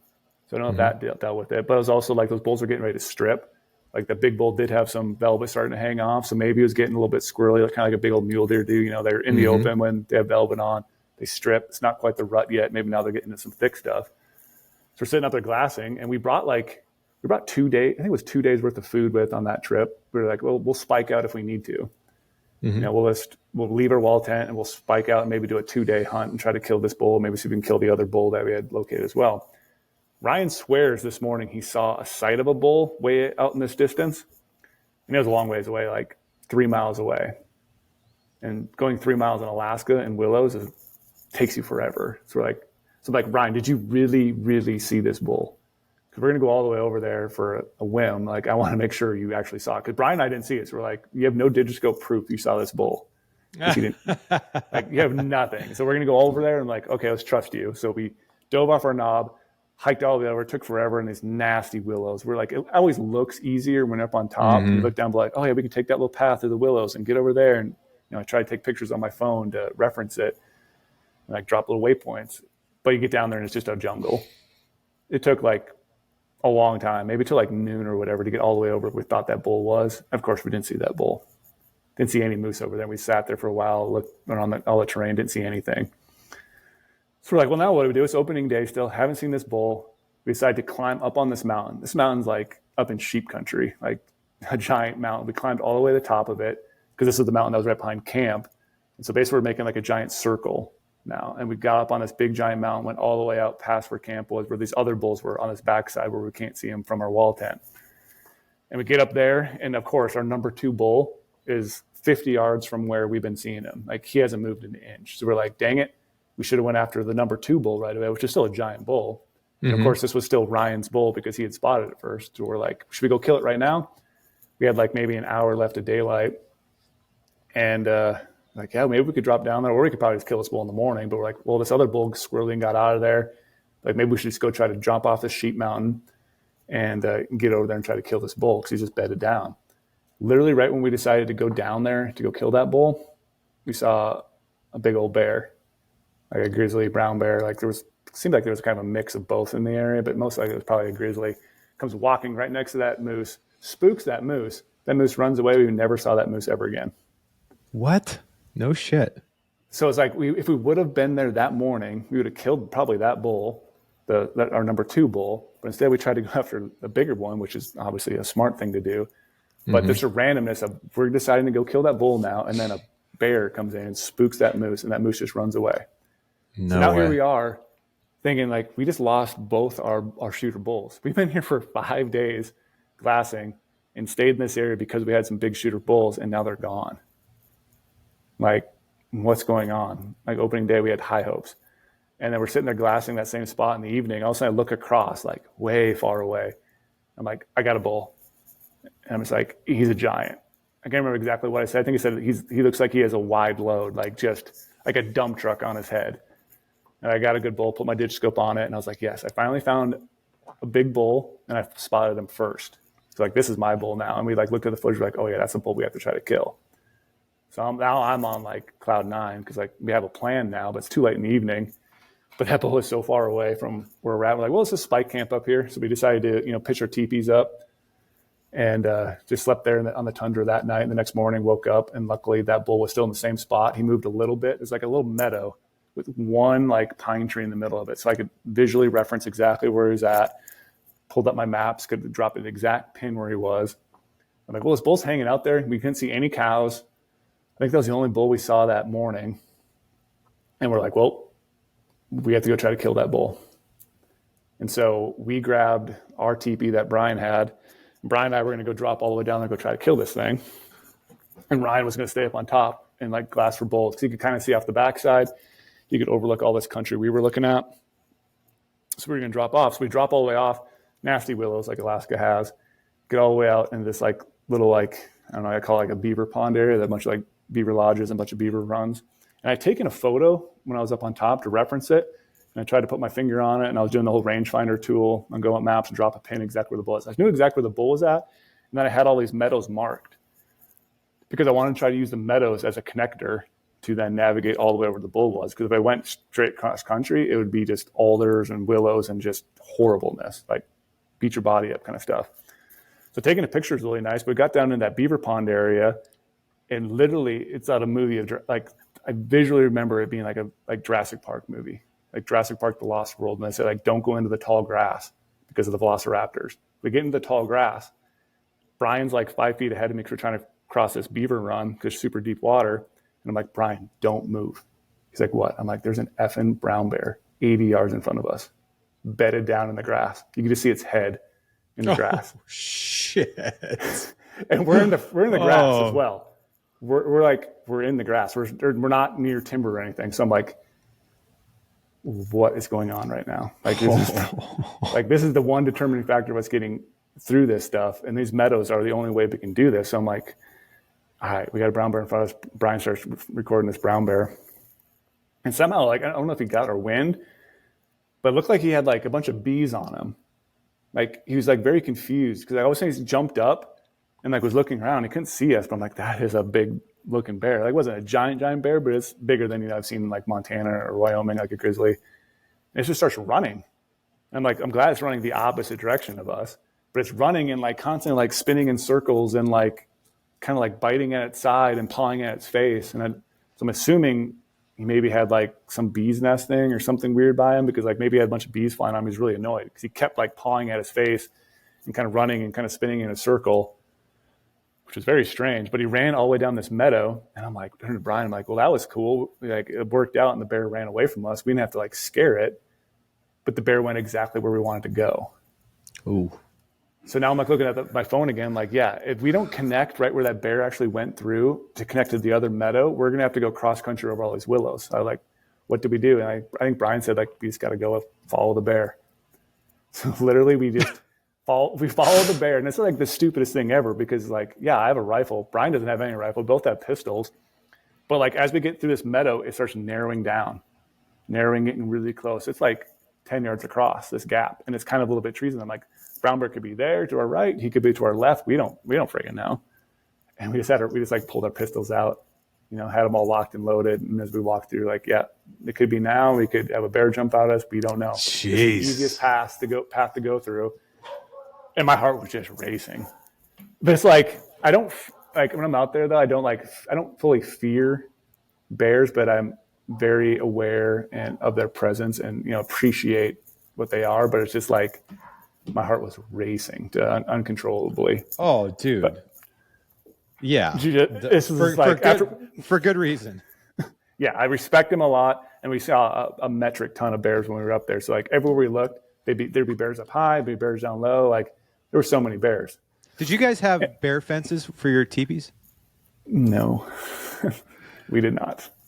Dude, I don't know that I could do that without a bear fence. Yeah. You didn't have any problems though with it? We didn't have any problems. No. We tried to keep a good camp as best we could, but like, I never had any issues. What do you mean by that? Just keeping food out of camp and stuff like that? Kind of keeping food out of camp. We definitely did cook sometimes in our spike camp, but like, for most part, we hung everything that we could, and like, let's not dirty everything up. And obviously, after I killed my moose, keeping the moose meat well away from it and stuff like that. But just like, being aware, just not leaving wrappers or even. I don't like even leaving toothbrush in my camp around hunting around bears. Really, that stuff smells. Yeah. Oh wow. Yeah. So it's hard. You're just hanging that stuff up 100 yards away or something? Yeah, just hanging it away from camp. Yeah. Yeah. Anyway, so you go through this gap. So I go through this gap, and now I'm like, okay, now we're cruising. Like, I think the bear's not around here anywhere, but like you do see bear tracks like going across these meadows all the time. Like, who knows when these bears are here? You see a lot of moose tracks. So we're sneaking all the way through there. We finally get over to our knob where we wanted to go to. I referenced it. Hike up on top of that knob. I'm like, dude, like that moose was right out here the night before. And this is still the second day of the hunt. And looking around, like we don't see any moose at all.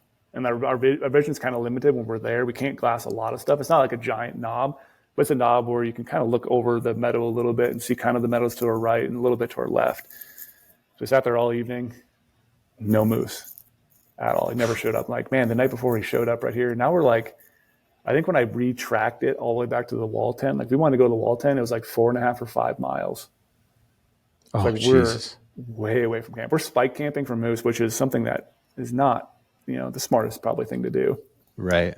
And so it's just Brian and I, and we're like, yeah, let's just go camp up on this knob. Let's make a low minimum camp. Let's not try to make a lot of noise. I can't remember if we put the stove up that night or not. I don't think we did put the stove up in the teepee. But just, camp there that night. I believe it was the next day, day 2. Oh, the next morning was day 3. So next morning we woke up, get over to that knob. I don't see anything again. I'm just like, okay, I understand moose and any animal for that reason don't do exactly the same thing constantly. But I'm like, there had to be slightly a pattern because other moose we're seeing kind of were doing a pattern. You kind of see them multiple times. But I'm like, maybe this thing's doing what the big bull did. Maybe he stripped and it got squirrely and moved. Did a bear come in the area and spook him and move? And like I'm sitting there glassing knob, I'm walking down a little bit on my glassing knob, coming back up, trying to like get different vantage points. I talk a lot about like deer hunting, but like don't just sit in one spot, like move around. Yeah. And so I moved around a little bit, and all of a sudden I look over and I saw antlers. I'm like, dude, he's on the edge of the meadow, like literally on the edge of the meadow. And I can't remember if Brian saw him right then too, but we finally both got in agreement, like the moose is over there. And Brian's getting his camera ready. I'm starting to get my rifle ready. I'm like, this is going to happen. It's morning of day 3. Like literally like that last night too was our last meal in the morning was our last bit of food, by the way. That's going to come into play here pretty quick. So last bit of food. And I'm like, we're just going to be out here trying to kill this moose. And there's that bull finally. So like everything's going to come together perfectly. The bull is on the edge of the timber. There's a few sparse looking trees. And the bull never presented a shot and literally walked out of my life. Never came in the open. It's like an old bull just had like, I don't want to say he had like a sixth sense, but it did seem like he just knew, not to come out in the meadow. When he came out the meadow, 2 nights before that. And then the other morning before we got there, he was hung right on the edge where you could see his rack, you could see his body. He needed literally like, I think it said like 5 or 10 more steps. And he was dead. He was like 300 yards away. But there was just every time he would take a step into something, there was something else blocking his vitals. And literally had to watch that bull turn around and go back into the swamp. And it's like, like we just thought it was done. And now we like I said, we don't have any food. That was the last bit of food in the morning. So like we're just sitting there, it starts to rain, put a tarp up, and we start making some coffee right there, trying to still like low minimum impacts like coffee. Just get the coffee going. And I think this might have been like an hour, maybe an hour and a half later. It was like, bummed on life, trying to look for the moose. Don't see him. We look across like the meadow, and then there was like a bunch of trees and like another kind of little knob across from us. Looked over there. There's the rack. Like Brian had done some calling afterwards. Like we kept trying to go back and forth if calling was going to be a good thing or not, because these bulls had no sign pretty of early. There was no cows with them. Yeah, very early. So like, Brian's hunted moose, probably more than I have. I just had that one Canadian hunt, and they've done it a couple times. Like, I'll trust you. He's like, sometimes you call and you spook him, or sometimes you call, you alert it. There's another bull here. He might not like that because it's not the rut, and he might just leave. Right. It's like we have to do something. So he did let out a few calls, and so I do think it is sometimes what people say. Like my dad told me before, they'll call in the evening. You don't see anything. You show up in the morning, or maybe it's not something, but all of a sudden, middle of the day, there's a moose just comes walking to your call. So I think that bull must have like looped back around, heard that call, and just came out and was like staring in our direction, trying to figure out like, was that a moose? Was that something? but not acting ruddy or anything, but just like trying to figure out what it was. So now we're like, now it's game on. And luckily he was within my comfortable distance right there. So like we didn't have to make a stock, just literally get our gear set up. I had to stack both my backpack and Brian's backpack on top of each other, try to get above all the brush to shoot. So I couldn't like lay down with my bipod, still put my bipod out in front of the gun, trying to get comfortable. The shooting window I had, no joke, maybe 18 inches. That's all I have to shoot through. And the bull's on the left edge of it. All the left edge is trees, all the right is trees, below is trees, above trees. Like there's just one tiny gap, and all you can see is his left horn sticking in the opening right there. So I'm on the gun. I've like ranged it a million times. I've dialed, make sure my scope's dialed. I double checked the windage. I knew it was like getting pretty windy, so I had my wind meter out, trying to grab the wind, dialing wind. Everything was perfect. I'm just like, this bull has to step out. Finally, he started making a little motion. Brian's like, he's moving. I'm like, I see it. I'm like, you ready? And he's like, yep. So I go and press the shot off as he's like just getting into the opening because the moose is so big. I'm like, I can get it there, even if he's going to step into it. Like, this is my only shot window I have. Like, he cannot cross through this. We cannot yell to probably stop him. So I touched it off when he was going through there, hit him. I was like, I heard it hit. And Brian's like, yeah, you hit him. You crunched him. But I didn't know completely because then he spun around. He went through the opening. That was 18 inches. Now he turned all the way back around. Like I said before, he was on the left side of the opening. Now he's on the right side of the opening with his nose, just the tip of his moose nose in the opening. Like he's just standing there. And I'm like, I hit him, right, Brian? He's like, yeah, you hit him. And we just couldn't fully tell because we couldn't see blood because now his whole body's blocked by those trees. That's how short, tight that window was. But I could see his nose. I'm like, Brian, I have no shot. I can't take another shot at all. I can't comfortably shoot at any part of him that's going to put him down now. And I'm just watching and watching and watching. And all of a sudden, Brian's like, he's getting a little squirrely. Like, looked like he was like moving a little bit. And then boom, he just fell over. Oh, shit. Like he went 5 feet after impact and tipped over. And I'm like, Brian's like, yeah, he fell over. I'm like, are you sure he fell over or did he just bed? I guess to me, that's a big distinction on an animal. Big difference. Bedding or falling over. Because if he bedded, maybe the shot wasn't as great as I thought. Did he fall? That means he lost control and he's dead. Brian's like, I think he totally just fell. He not just bed down. So now I'm like, well, I can't shoot him still because he's in all the trees. So I can slightly through my spotter see a little bit of antler. And I can see it kind of moving a little bit, but it's not like moving like he's up bedded. So I do think he fell. He did not bed. And we're like, I think we just killed the bull. And I'm like, Brian, I need to see the footage. And like Brian shoots in wherever it is, S-Log or some like all grayscale stuff. So like none of the colors are there on his video. We didn't digiscope on my phone. So he's trying to review it. And I'm like, Brian, if you're going to actually delete this file by reviewing it, don't mess up this file. Like this is our kill shot. Like we've been struggling up till, it's only day 3 of the hunt. But like, don't jack this up. Let me just take my phone, record off the back of your camera. And then that way I can play it slow motion to see that bullet hit that moose. And I could watch the bullet arc. I could watch it impact him. I could watch the moose hump. So I'm like, I definitely hit him, and I definitely saw him fall. It looked like a perfect shot. Right. We think it's a dead moose, but we still don't know. And we gave him a little bit of time, packed up all the tarp, packed up everything, decided to grab camp as well, and started hiking over there. And we just, like, one of those stupid things where we probably should have just dropped down in front of us, caught the meadow, and went over there. But like, let's just take this little shortcut. Let's make sure we're out of sight, which is probably good to stay out of sight. If you don't know exactly where he's at. But it was a thick jungle. Like the thickest jungle ever. And I'm walking through the thick jungle and I'm like, all of a sudden I stop and I'm like, I can't even hear Brian. And I know he's over to my left in the same jungle as me walking through it, but it's so thick you can't hear anything. I can't even see the tops of the trees. And I'm like trying to see where Brian's at. I'm like, Brian? I'm yelling. He doesn't even respond back. So I'm like, whatever. He's probably somewhere nearby. But I'm like, there's also bears in the area. I kind of want to keep an eye on each other. I get all the way through that little thing and just like my face is all scarred up. Like my backpack is just beat to crap. And I get through there and I look down at my rifle and I have an adjustable cheek piece on my rifle with like a little nut and a bolt. My cheek piece is gone. So now if you picture a rifle stock, how it's like curved and angled, there's just a big U-shaped chunk missing out of it. So if I wanted to put my cheek on it to take a shot, I would not have to do anything.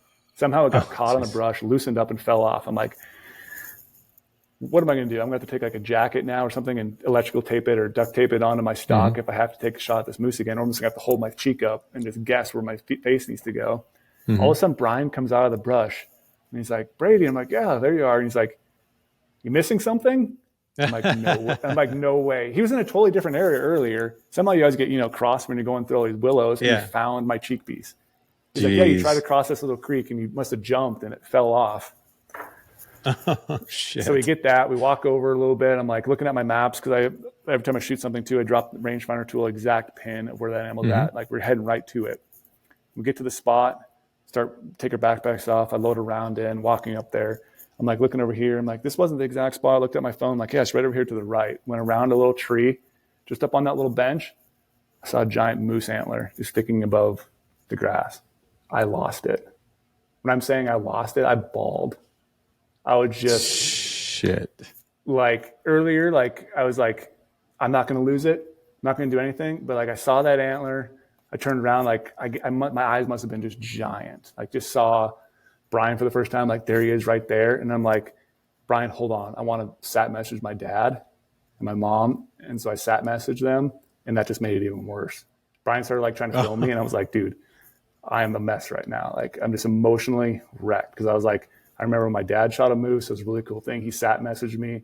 Yeah. I just shot an Alaskan moose. I'm messaging to him right now. It was just emotionally gone. I was like, we worked so hard. Here, like this moose just went 5 feet and died. Giant moose like that. Tipped right over. I got to spot it. We stalked over in there, had that grizzly encounter, ran out of food. We don't have no food right now at all. And here's this moose laying there, and we walk up to it, and I'm just like, it's getting bigger. It's getting bigger and bigger. And finally I walk right next to it, set my gun down, and like I try to move his rack. I can't even pick the head up. Like my dad, like when I shot my Canadian bull, my bull wasn't a giant, but like I still remember them being huge and like hard to move. And my dad shot a bigger Canadian before, and I actually got to move it. And I was like, this thing is unbelievably large. Like words can't even describe it. I put my hand next to it and took some photos. Like they're just gigantic. Like everything about them, their nose is so big. Like, and then just to see that moose and like, he's bigger than I thought he was. He has giant paddles. Like he's really wide, just long tine length, rounded off on the top, super old bull, really cool. Like, how they get really cool color in the hide, and just like sitting over this animal, like this just happened. And you're 5 miles from camp. 5 miles from camp. Me and Brian are just out there with the bears. Ryan's up on top of the mountain. No food. And this is actually one of the nicest days. So after like the fog and stuff and everything, like it was actually pretty nice when we're sitting here. So we're just like soaking it up. Like this happened, and it's a phenomenal day. Like something I've dreamed about happening my entire life. Like here I am in a place that's special to me. My dad also killed a moose in Alaska in a different area, but like this kind of hit home, like I did something special that I wish everyone in the world could go experience. I honestly, I'll say that at the end of the time, I hope everyone can go and experience what I experienced, because it's life-changing. Like I've done some cool things, but like every time you go out and do another adventure, that's another life-changing experience. That's another thing that builds character, that like you become so much stronger. You feel like more connected to family, more connected to coworkers when you come back. That is just the highlight of my life, being out there. Even if we didn't kill, but like that moment, you just want to bottle up that emotion and like crack it open every day. Cause like, that's just what gives me purpose to like live, is like pursue all that crazy stuff. So it was phenomenal. And then, like I said, we didn't have any food. So this is where it gets really interesting. We cut up my moose, and we're just like, we literally don't have anything to eat. We don't have a snack. We don't even have like an energy chew or like a bar, nothing. So we're cutting this moose the whole entire time. And like, we're just like, man, this moose meat looks real good. Like, I can't wait to eat it. But like, we're just emotionally drained. Now we're getting physically drained from cutting up the moose, and we're trying to like, position, before we even did that, trying to position the rack and try to take a bunch of photos together, try to soak it up. And like cutting this moose is just exhausting. And one of the cooler things that made it a little bit easier is I've never known this tip before, and I want to see if you've known it, but like Brian showed me something where I was like, why don't you guys talk about this on video more?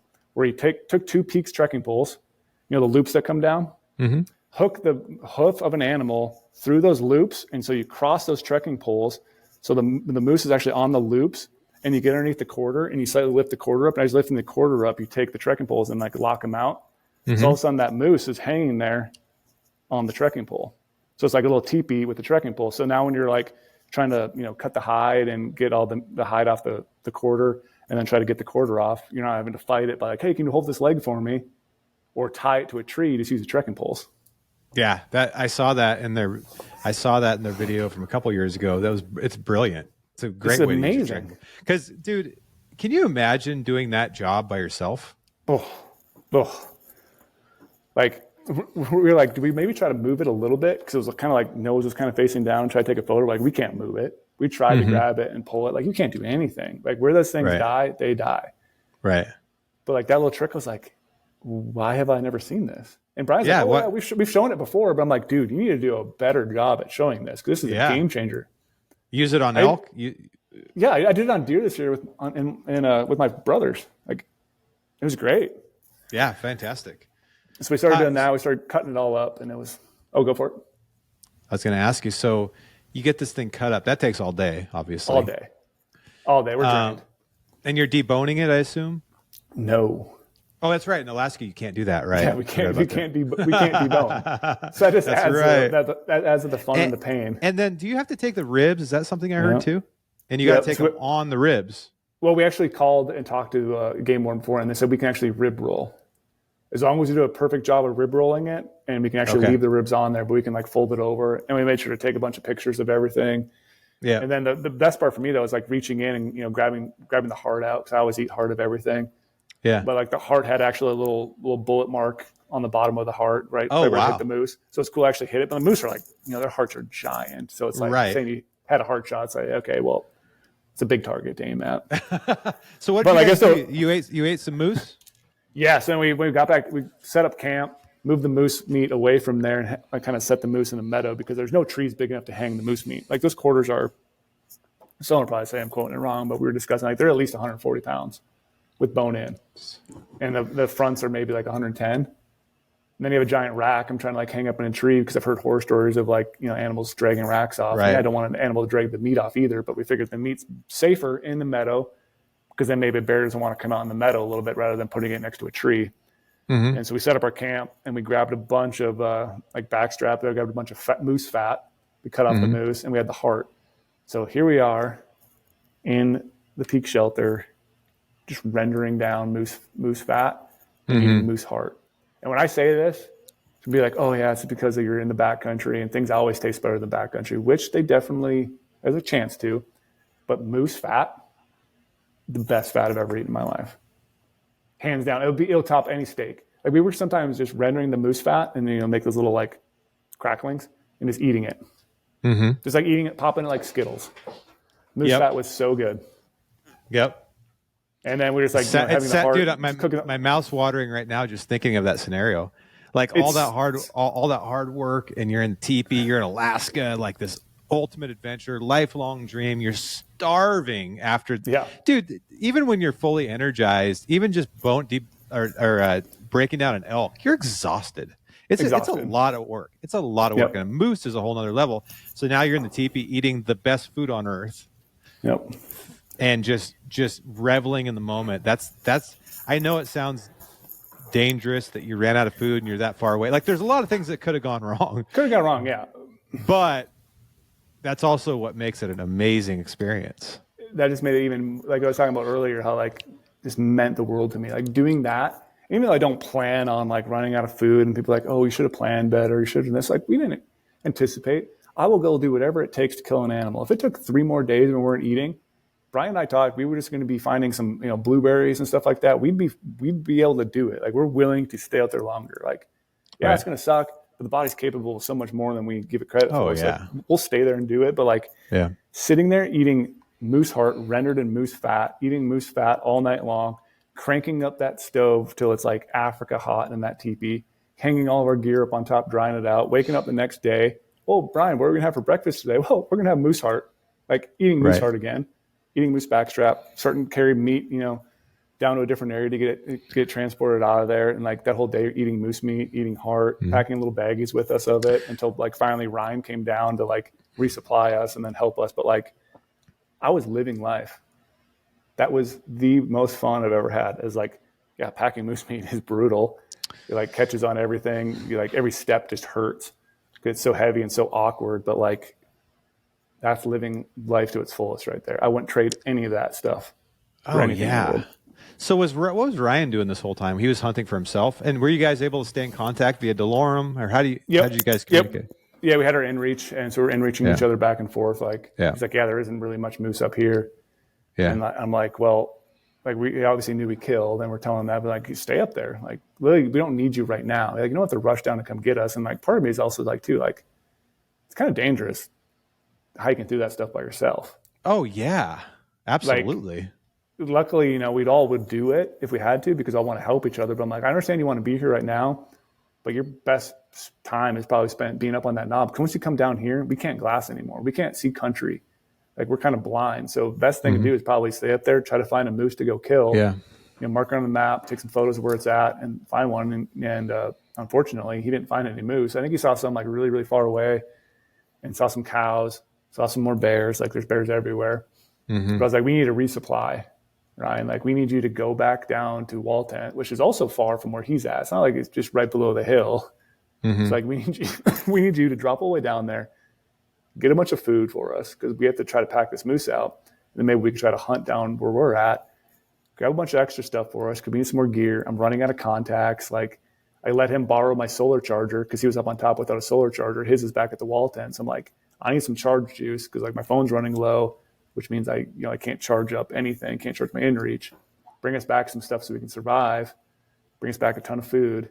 And then he actually hiked all the way by himself that like 5 miles. It couldn't even be longer because you're zigzagging back through, willows and stuff like that. And then he came and finally helped us. But like, the whole time I'm thinking like, wow, Ryan's going to do this solo, like in G-Bear country, which is pretty awesome of him to go and be like, yeah, I'm going to come down. G-Bear infestation. Like, we definitely saw way more bears than we did moose on this hunt. Yeah, that's next level, man. So were you able to pack the moose to a part of the lake where you didn't have to go all the way back to the wall tent, and the plane could just land over there and get it? Yep. So we coordinated with the pilot to say, okay, we need to get this moose meat out. Like, come over here to this other place. And like, you guys are crazy. Like, you're here now and you were over there. It's like, what are you guys doing? Like, no one does this. That's funny. You guys are crazy. I concur with that. You guys are crazy. But you know what? You said I was living. I just think about all the things in today's culture that we consider living, like going out to a club, getting super wasted until 4 a.m, dancing and stuff. And I know there's fun parts to that too. But I guess the point is, like, truly living. What the hell is that? Oh, truly living is what you are doing, in my opinion. Like, you're like as connected to true human adventure as you can get. Like Alaska, we did a survey one time at Sitka Gear when I was working there. We did a big research study, and Alaska is the #1 aspiration for all hunters, and that's including duck hunters, deer hunters, elk hunters, everybody. Alaska was #1 by far, and there's a reason for that. The feeling. Now, I've only actually hunted in Alaska once, been up there several times. But the feeling that you get when you're out there, especially if you're in that, brown bear or grizzly bear country, I just don't know that you can get that adventure very many other places. I'm sure there are places like when you describe breaking down, like over that moose, like emotionally, I did the same thing with my stone sheep in northern British Columbia, because all I could think about was my grandpa in the flannel hunting black, like blue collar hunts, and then passing that passion to my dad, which then created more connections and more knowledge for me to actually end up on this mountain over this stone sheep. Like, that's all I could think about. Like, yeah, it was cool to get the stone sheep, but I'm like, why do I get to do this? They're the ones that deserve this. Like, it was just overwhelming. So I know the feeling and the adventure of being in like northern British Columbia in this wild country, and these stone sheep that only exist in this area on the earth. And like, there's so many emotions, it's hard to describe. And obviously there's a huge high when you get that mule deer or that elk or whatever your passion animal is. But I don't think that it can be matched, the adventure you feel in that North country. And I don't have a lot. I've got to live almost every one of my hunting dreams, and honestly, almost every one of my life dreams. And I feel like a spoiled brat saying that, but it's true. I feel so lucky. Like I feel like a billionaire in experiences. I Yep. definitely am not a billionaire in money, but in experiences, I do feel like I'm extremely rich and very fortunate. But one of the things that I regret in my hunting life is not making it more of a priority to go north. I feel like I'm 43 now. Lampers and I talked about this. Like, he's like, dude, I only have so many years of packing moose left. He's Lampers is 50, I think, or 49. Yeah, And he's tough. 50. And he's tough as nails. But dude, you're not doing what you guys did when you're 70. No. I mean, there might be a few people that can do that, but probably not us. So the point is like in my, like going forward, I'm going to make a priority, even if I have to miss. Here's my biggest problem. I don't want to miss September because I cherish it so much and I love elk hunting. It's very hard for me to go, even if it's moose, it's very hard for me to miss September. But now looking back, I wish I would have made that sacrifice more. I wish I would have done Alaska moose by now. Like it really is something I should have done. So in 25, I'm going and I'm stoked. And I just regret that it's taken me this long. So any of you 30-year-olds out there that don't want to miss your Montana elk or your Wyoming elk or whatever, and you have the means to plan and go to Alaska earlier in your life, do it. Sacrifice that September. Your resident elk tag will be there the year after. Like, just do it and enjoy it and stay as long as you can. That was the other thing. Someone told me before I went on my stone sheep hunt. They're like, how long are you going? I'm like, it's a 10-day hunt. They're like, stay all 10 days. Yep. Even if you kill a sheep, stay all 10 days. Do not go out early. And we filled all 3 of our stone sheep tags in 3 days. And we went out on the 4th day. And I kind of regret it a little bit. I wish we'd have stayed. I didn't have any more tags, but I kind of wish we'd have just hung out up there. Yeah, because that's more memories. Every single day you're out there, you're learning something. Maybe you're learning something from a guide that you could take down to the States and hunt, or just like seeing new cool things. Like, you'll never be there again in your life. No, I'll never see that mountain again. Never. You'll never step foot there ever. And if you think about it that way, that's actually like, that's heavy, dude. That's heavy. Yeah. One of my really good friends a couple years ago, when we were texting back and forth, and I was, had some things happen in my life, and he was like, the best advice he gave me was just say yes. Like, to me, I take it as say yes to adventure, say yes to doing things you've never done before, say yes to, maybe hanging out with friends and doing something for the first time. But like, when it comes to this sort of hunting thing, just say yes and go. Like, you really have to. And I've like, since that, I've just kind of took that at heart, and like, if I want to go do something, I'm going to find a way to go do it. Yeah. And if I have to, not do some things else in my life, but I really wanted to sacrifice to do it, I'm going to find a way to do it, because we're talking about, we're all getting older. I don't want to have any regrets, but I just want to say yes to anything adventure-wise that's going to be meaningful to my life, like going on these places. Absolutely. So one of the things I've been thinking about a lot this year is like, I feel like I get in a routine every year of kind of doing not the same hunts over and over, but like, you find something you like, you do it the next year. You find something you like, you do it the next year. And if you do that long enough, your years fill up pretty quick. So you never have really a chance to turn it upside down and do something totally new. So this year, I'm trying to think differently. I'm like, what could I do this year that's out of the norm? Like, I usually go to Hawaii and shoot some axis deer. I usually do this or that. But I'm like, I want some new adventure. I want to do something different. Maybe it'll be Australia. Maybe it'll be Argentina. Maybe it'll be whatever. Maybe I'll get a goat tag and wherever. I don't know. But this year, I want to do something that's out of my comfort zone, and that I might have to sacrifice something because of it. But I've never regretted doing something like that. Yeah, never in your life will you have regrets like that. You just got to go and do it when you can.